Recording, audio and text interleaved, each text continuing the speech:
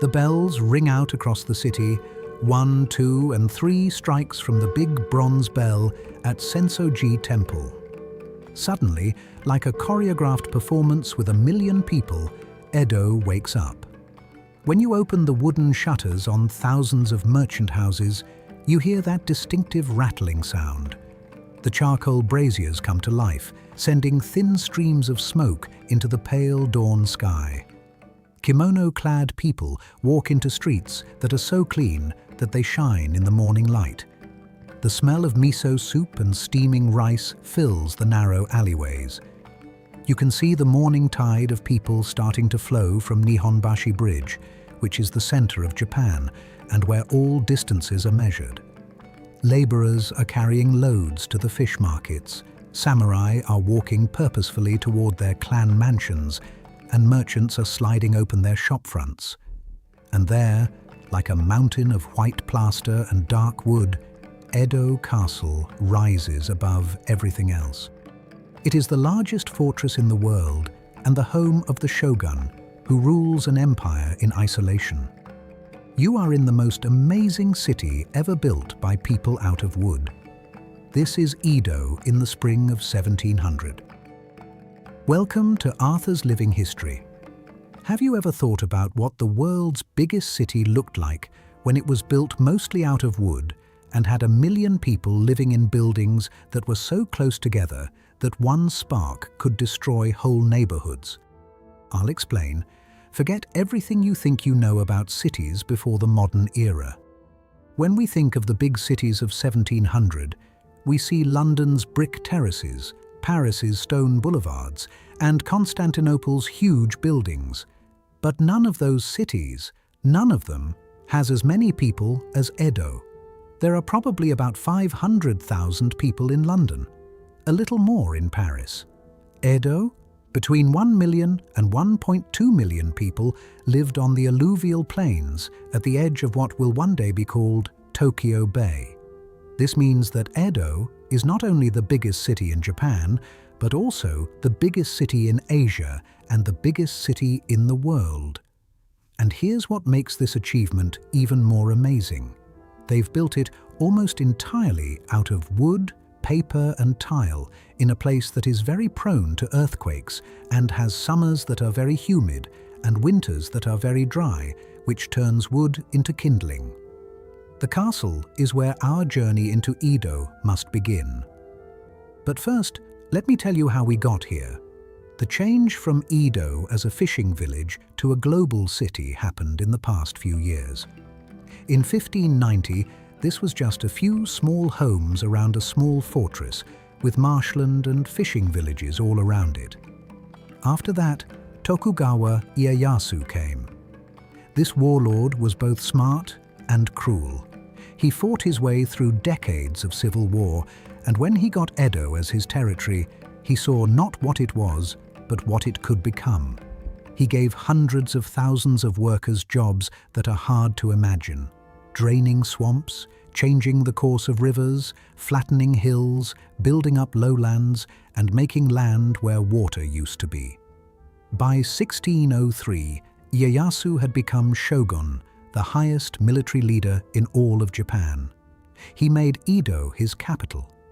Not Kyoto, where the emperor still lived in ceremonial powerlessness, but this new city, his city, built from ambition and engineering on a scale Japan had never seen before. The next shoguns kept working on it.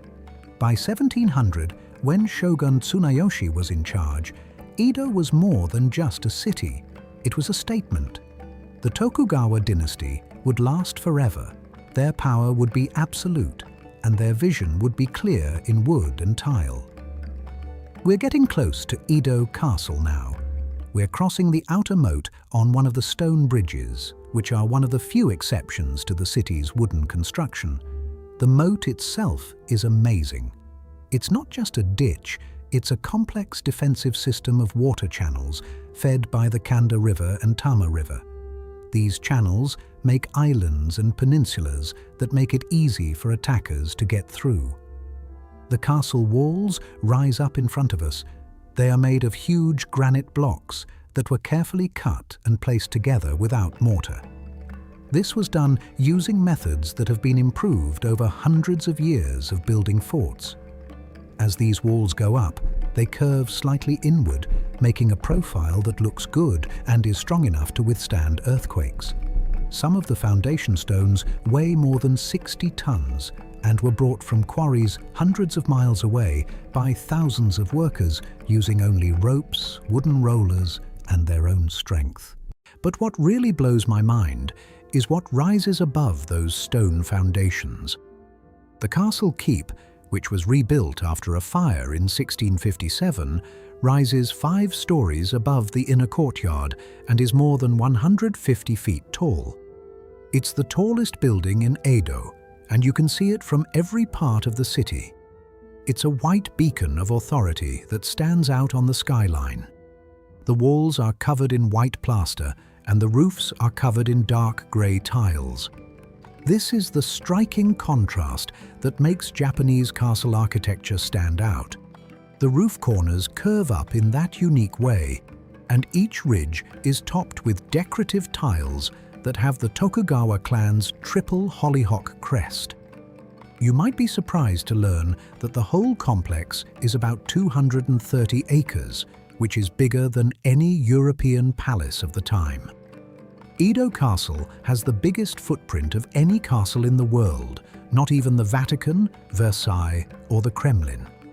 Not only the shogun and his family live within those walls, but also thousands of retainers, servants, guards, administrators, and craftspeople who are needed to keep the machinery of absolute power running. The grounds of the castle are set up in a way that makes sense, just like the social order that rules all of Edo. The Honmaru, which is the innermost circle, has the shogun's private rooms and the audience halls where he meets with daimyo, the regional lords who rule Japan's provinces in his name. There are offices and reception areas in the second circle, the Ninnomaru. The third circle, called the Sanomaru, is where important vassals and government offices are. Moats and walls separate each circle, making concentric layers of defense and status. But we can't go in. Commoners are not allowed to go to the castle. Even samurai need special permission and a high rank to get through the outer gates. Most people never see the shogun. He is like a myth, the top of a social pyramid that is so strict that European feudalism looks flexible in comparison. Let's look at the city that serves this castle, which only exists because the shogun wants it to. Edo is made up of different districts, or machi, each with its own personality and job. The yashiki districts surround the castle. This is where daimyo from all over Japan have to live. The Tokugawa shogunate makes every daimyo keep a household in Edo and leave family members as permanent hostages, which they call attendants. This keeps them loyal. The daimyo have to spend every other year in Edo and their own domains. This is called sankin kotai, and it keeps them politically controlled by being close to the shogun and financially drained by having to keep 2 courts running. These daimyo estates are amazing. Imagine compounds that cover several acres and are surrounded by white plaster walls with dark tiles on top. Inside, there are several buildings arranged around gardens that were carefully planned to look good. This is not wild nature. It is nature that has been improved by people. Every rock was placed in a way that was pleasing to the eye, based on ideas that have been around for centuries. Every tree was cut back to show off its best shape, natural-looking water features that follow strict geometric rules. These gardens are statements of power that have been turned into landscapes. They show that the daimyo has enough resources to bring in rare stones from faraway mountains and old pines from temple grounds. The samurai districts went beyond the daimyo estates. These are neighborhoods where the warrior class, which makes up about 6% of the population, lives in homes that show their rank. High-ranking samurai live in big houses with earthen walls and tiled roofs. Lower-ranking samurai, of which there are many, live in small nagaya, which are long houses where several families share walls and facilities. What's interesting is that many samurai in 1700 lived in genteel poverty, even though they were at the top of the official social hierarchy. Now that the Tokugawa peace has been in place for almost a century, their main job is no longer needed. They're warriors in a world without war, keeping martial traditions alive through kata and training, but they only get fixed rice payments that don't keep up with the rising costs of living in Edo. Many people secretly do side jobs like teaching, calligraphy, or tutoring merchant children. They think these jobs are beneath their status, but necessary for survival. We're now walking into the Shitamachi, or Low City, where regular people live and work. You can feel the change in energy right away. The roads get smaller, the people get thicker, the noise gets louder. This is where Edo really lives. The merchant class, which is officially lower than peasants, shows that money makes its own aristocracy no matter what the official ideology says. The buildings here are all made of wood, but they don't all look the same. Merchant houses called machiya line the streets. Their narrow fronts hide a lot of space.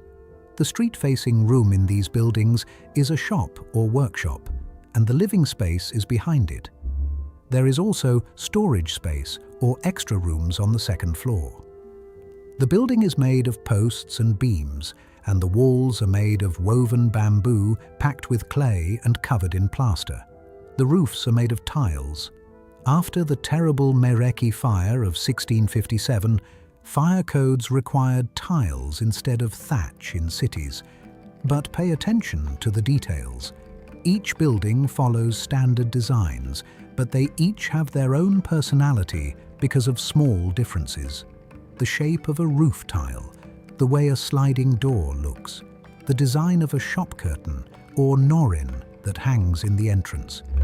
Rich merchants hire skilled workers to make lattice work that is very detailed and wooden screens that let air flow through while filtering light into geometric patterns during the hot, humid summers in Edo. The streets are narrow and sometimes only wide enough for two people to pass comfortably, but they are very well kept. The Chonin-gumi, or neighborhood association, makes sure that each neighborhood cleans up after itself. Every day, the streets are swept. Rainwater is carried away by drainage channels. Even the way that goods are placed outside of stores follows rules that everyone knows about that make traffic flow better and show off the goods well. We're getting close to Nihonbashi, the Japan Bridge, which is both the center of the country and a symbol of it. This bridge, which was rebuilt in stone and wood after the Meireki fire, is where all 5 of Japan's major roads meet. The Tokaido goes southwest to Kyoto. The Nakasendo goes through the mountains. The Koshu Kaido, the Nikko Kaido, and the Oshu Kaido are all roads that start with unique signs and guardhouses. But the bridge is more than just a piece of infrastructure. It's a stage. The area around Nihonbashi is the commercial center of Edo, and the scene here is hard to put into words. There are stores on all the streets that lead away from the bridge that sell everything you can think of. Silk merchants show off bolts of fabric in colors so bright they look like they are glowing. Kimono stores sell clothes that are already made and also take orders for custom work. Bookstores have everything from practical guides to ukiyo-zoshi, illustrated novels that will later be seen as literary masterpieces but are now just entertainment for the townspeople. The fish market is close by, and even at noon there is a lot going on. Edo loves seafood so much that it eats tons of fish every day. The fish comes from Edo Bay and is preserved in ways that let people in landlocked areas enjoy ocean foods. The people who sell things in the market chant prices in a rhythmic way that sounds like music. Buyers look at fish with expert eyes, checking the gills for freshness and pressing the flesh to see how firm it is. The transactions happen so quickly that you can see them happening. A look, a nod, money changes hands, and the fish is wrapped in bamboo leaves and given to the other person. Edo's economy is based on trust to a degree that would shock European merchants of the time. There aren't many written contracts. Business is done through personal connections that have been built over many years, sometimes even generations. A merchant's cow, which means face, is more important than any legal document. Breaking trust doesn't just end a business relationship. It can ruin families in both social and economic ways. This system is shown in the money itself. People in Edo use gold coins, called koban, but most of the time they use silver or copper coins. The exchange rates change, which gives smart money changers a chance to make money and confuses everyone else. When people buy a lot of things, they often don't use real money at all. Instead, merchants keep accounts and settle balances on a regular basis, doing business worth thousands of coins through ledger entries. We're now in the pleasure districts, which are places that aren't real but everyone knows about.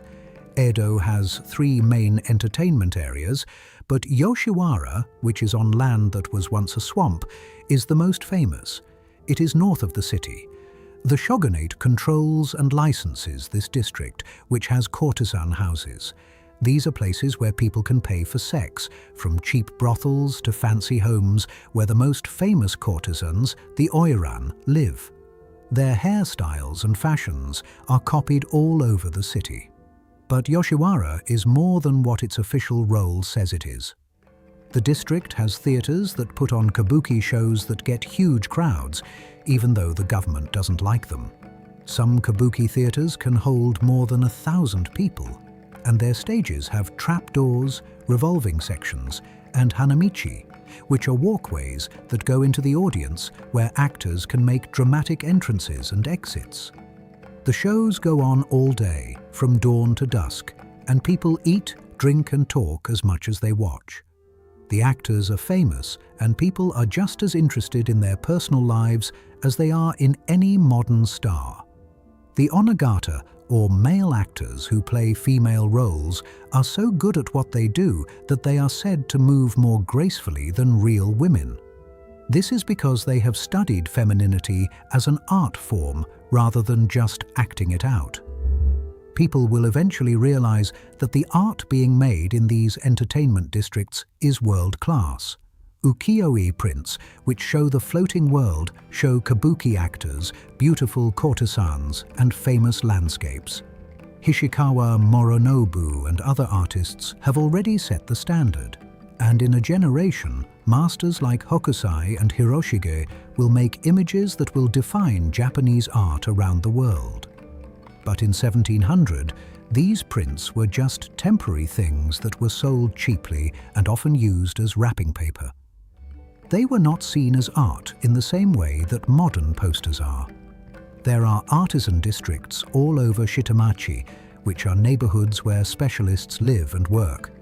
Metal workers make a wide range of things, from sword fittings to pots and pans.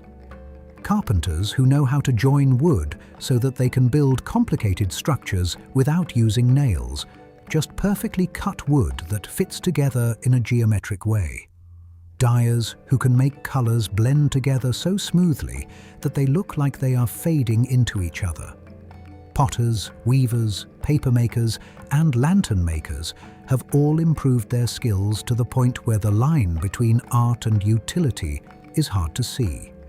It's important to know that Edo in 1700 was cut off from the rest of the world in ways that are hard to imagine today. The Tokugawa shogunate put sakoku, or the closed country policy, into place because they were afraid of outside influence, especially the spread of Christianity. Dutch merchants are only allowed to trade with other countries on one fake island in Nagasaki harbor. If Japanese citizens leave the country, they will die. No foreign books are allowed, except for technical manuals. The country has chosen to cut itself off from global trade networks, European colonization, and the flow of ideas and technologies that are changing the rest of the world. But Japanese culture is thriving, even though it is cut off from the rest of the world. The peace that Tokugawa rule brought to Japan was unlike anything that had ever happened before. It has allowed art and business to flourish. The samurai, who don't fight anymore, support artists and scholars. The merchants, who are not very important, are getting rich and paying for works of art and cultural events. The Genroku era, which lasted from 1688 to 1704, was a time of great cultural growth that produced literature, theatre and art that will be loved for hundreds of years. Now that the sun is going down, Edo changes. The shogunate has strict rules about cooking fires, heating braziers and lighting because the Meireki fire killed over 100,000 people. But the city doesn't go dark. Thousands of paper lanterns light up homes and streets, giving them a warm glow that is very different from the flickering oil lamps and torches found in European cities. The bathhouses are doing very well. Bathing in public is a big part of life in Edo. It's not just about being clean, it's also a social event. The sento, or bathhouses, are places where people can relax in hot water, gossip, do business, and just enjoy a moment of peace in a busy city. People in Edo are very clean by today's standards because they bathe every day, which is normal here but not for European aristocrats who think too much washing is bad for their health. The sounds that make up Edo nights come at night. The night watch's wooden clappers, called hyoshigi, would announce the hour and remind people to be careful with fire. Street vendors selling tofu, noodles and sweet potatoes roasted over charcoal were calling.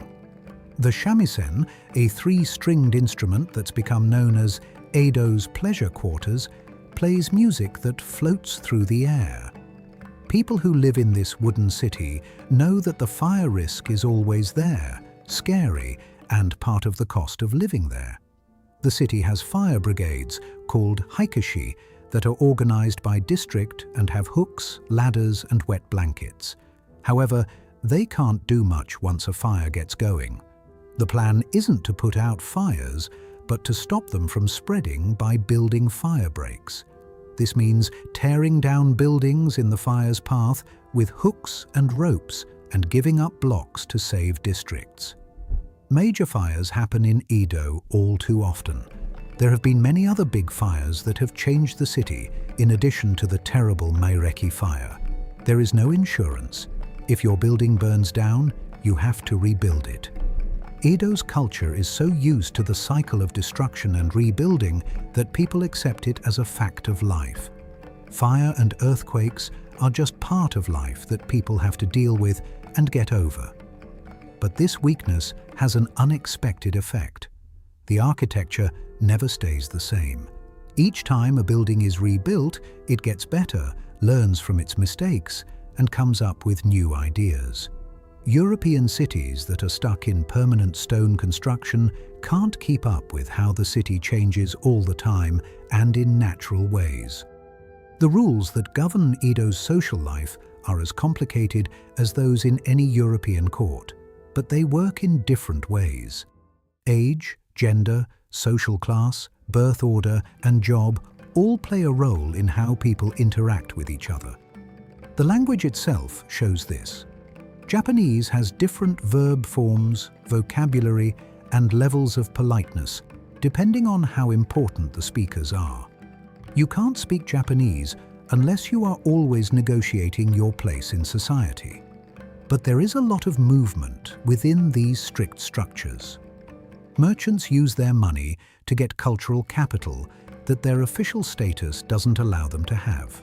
For example, they collect art, sponsor poets, and study tea ceremony with masters who would be their social superiors in any other context. Samurai marry their daughters to rich merchants, giving up their status for financial stability. In the pleasure districts, normal rules are put on hold for a while.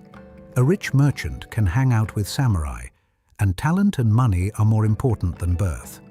The level of education is very high.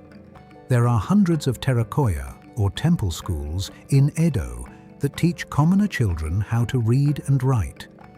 The samurai class can go to formal schools that teach Confucian classics, military arts, and more practical subjects like math and engineering. In Edo, almost 50% of people can read and write. This is on par with the most advanced cities in Europe and much higher than most Asian cities of the same size.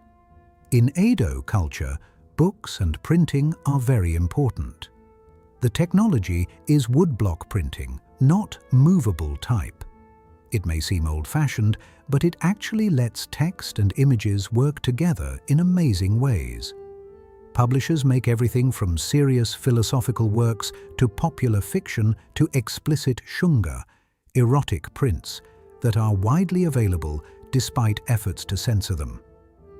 We're now in front of the Sensoji Temple in Asakusa, and the area is always busy, even at night. This temple is dedicated to Kannon, the Bodhisattva of compassion. It is Edo's most popular religious site, with thousands of people visiting every day. There are stores along the way to the temple that sell religious items, souvenirs, sweets, and toys. People on the street put on shows for crowds. For a small fee, fortune tellers will tell you what will happen. The temple is a huge wooden building that was just rebuilt after being damaged by fire. The roof of the main hall rises in graceful curves and is held up by huge wooden pillars. There is a lot of incense smoke inside, and the light from the many candles and oil lamps is very dim. People who go to worship throw coins into offering boxes, ring bells, clap their hands, and bow. These are all parts of rituals that mix Buddhism and native Shinto practices to make something uniquely Japanese. You might be surprised to learn that Edo is very tolerant of different religions. Buddhism and Shinto live together peacefully, and most people practice parts of both. Confucianism offers ethical frameworks while not being strictly religious. The shogunate forbids Christianity because it thinks it is linked to European colonization and social unrest. Kakure Kirishitan, or hidden Christians, keep their faith a secret, but if they are found out, they will face certain consequences. Edo culture is deeply connected to the natural world, which affects everything from art to architecture to daily life. People go crazy over the changing seasons: cherry blossoms in the spring, fireflies in the summer, leaves in the fall, and snow in the winter. Gardens, flower arrangements, and foods that change with the seasons all show how much we care about the cycles of nature. But this isn't really worship of nature in a simple way. Japanese aesthetics say that beauty needs people to shape, refine, and control it. The gardens we liked at daimyo estates don't try to look natural. It's clear that they were built, and that's the point. The best thing is nature that has been improved, not nature that is raw. As the night falls in Edo, standing here in Asakusa makes it clear how much the Tokugawa have done. They built the biggest city in the world out of the most unstable materials possible, in one of the most geologically unstable places on Earth. Not only did it survive, but it also thrived. They have kept the peace in a country known for war, turned samurai from warriors into bureaucrats, and made room for merchant culture to grow. But they've also frozen Japan in time, cutting it off from changes happening around the world that will soon be very important. While Edo is perfecting traditional arts and crafts, Europe is becoming more industrialized. The shogunate doesn't want foreign influence, but Western countries are making military technologies that will make it impossible for Japan to stay isolated.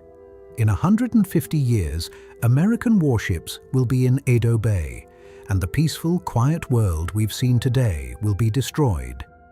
The Edo period will end in 1868 with the Meiji Restoration, which brings back imperial rule after the shogunate falls.